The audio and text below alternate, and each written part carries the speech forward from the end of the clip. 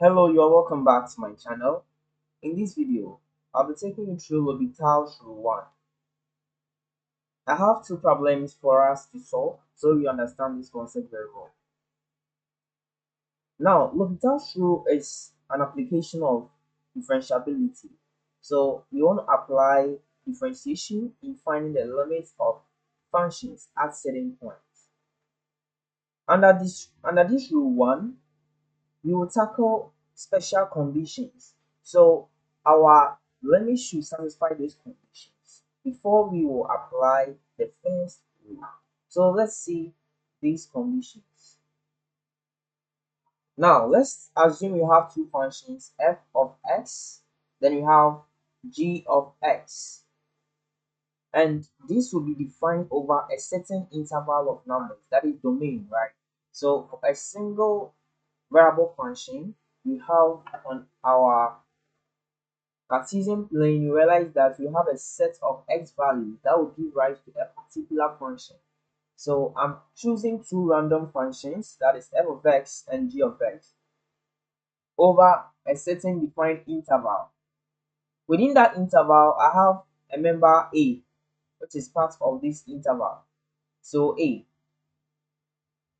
So meaning that our interval has a as part of the element. Now, for the definition and the conditions for rule 1, one rule is saying that g of x, what g of x prime should not be equal to 0. That is, if you find a gradient function of our g of x, it shouldn't be equal to 0. The reason is we are going to deal with the quotient of two functions, f of x over g of x, right? So if we find the derivative of g prime of x and it turns out to be 0, you realize that the whole function will be undefined, and this is not accepted in the real number domain. So for that reason, one condition is that when you have your limit expressed as a quotient in the form f of x over g of x, your g of x should not be, the derivative of the g of x should not be equal to 0 to make the function undefined. Now, the second thing is when we take limits as x approaches a, right? I've already explained that a is within the interval. If I take limits as x approaches a of the function f, it should either give me a 0 or positive or negative infinity. So let's see. At the point where we are finding our limit for function x, it should either give us a 0 or plus or minus infinity. Now let's see. If you take the limit of g of x alone as x approaches a, you should also get either 0 or plus or minus infinity. Now why? You realize that L'Hopital's rule is actually a rule to help us simplify indeterminate limit forms. For that reason, for indeterminate limit form to occur, it's either the functions are giving rise to infinity or 0 at the inappropriate places, right? So if you have g of x having 0, you realize that you're going to get something undefined.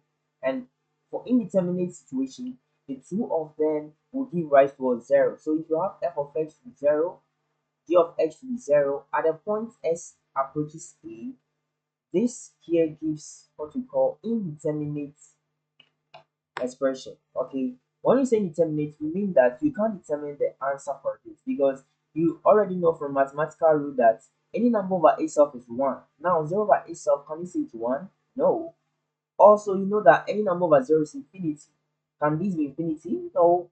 And also 0 by any number is 0. So you can realize that this is giving rise to three possible answers, and that is not accepted in mathematics. So we say it's indeterminate. Now the next thing is infinity. Infinity. So when you get infinity over infinity, I don't say it's 1. So infinity itself is an assumed number. So it can be huge number which you can't quantify and cancel out. So these are the indeterminate possibilities. So for our function, for our expression to satisfy the first rule of L'Hopital, our functions will give rise to 0 and infinities when you are finding the limit of x as x approaches a of each of the functions. Let's get straight to what you have here. So let's tackle the first one. I have limits as x approaches 1 of natural log of x over x minus 1. So now, the main focus of L'Hopital's rule is that we are going to differentiate. So the rule is f of x over g of x limits as x approaches a is equal to limits as x approaches a of f prime of x over g prime of x. So this is the rule 1 formula, which you have to keep it. Limit as f of x over g of x approaches a should be equal to limit as the derivative of f of x over g of x as x approaches a. So that is what exactly we're going to do. Now, before we solve this problem, we have to test if our conditions are true. So now, this is our g of x, which is the x minus 1, right? So you have to see if the derivative of x minus 1 won't give us 0. And you know, obviously, when you differentiate x minus 1, you're going to get 1. That is not 0. So it satisfies this part of our condition. So now let's see. The numerator, we have to find limits for each. So we are going to find limits as ln x approaches 1 because we are looking out for as x approaches 1, right? Then we will look out for limits as x minus 1 approaches 1. And in these cases, it should give us 0 or infinity and nothing else. So when I take limits of natural log of x as x approaches 1, I'll have ln 1, and that will be what? 0. When I take limits of x minus 1 as x approaches 1, I'll get 1 minus 1, that is 0. So meaning it actually satisfies our first rule of the L'Hopital's rule. So now let's see, if we are solving this, we move straight towards applying this rule, saying that when this one is the same as what? The derivative of this over derivative of this. Now what's the derivative of ln x? That is 1 over x, right? The derivative of the denominator is what? 1. And this gives us what? Limit as x approaches 1 of what? 1 over x. So what do? You just put 1 inside, and what are you getting? You are getting 1 over 1, which is 1. So the limit of this expression is 1 using the L'Hopital's rule 1. Okay. So let's see the second problem. Limit as x approaches infinity of e to the power x over x, right? So for this expression here, let's see. When you differentiate the denominator, we are getting 1, meaning it won't give us 0, and it's possible for us to continue. What about the numerator? If I take limits as x approaches infinity of e to the power x, I'm getting infinity, yes, and it satisfies it. What about x? When you take limits as x approaches infinity, we also get what? Infinity, right? Yeah, so meaning that I can still go ahead to use my L'Hopital rule 1. So here, what do I get? I have to differentiate my numerator and differentiate my denominator. So this is the same as limits as x approaches infinity of the expression. When you differentiate e to the power x, you get e to the power x over. When you differentiate x, you get 1.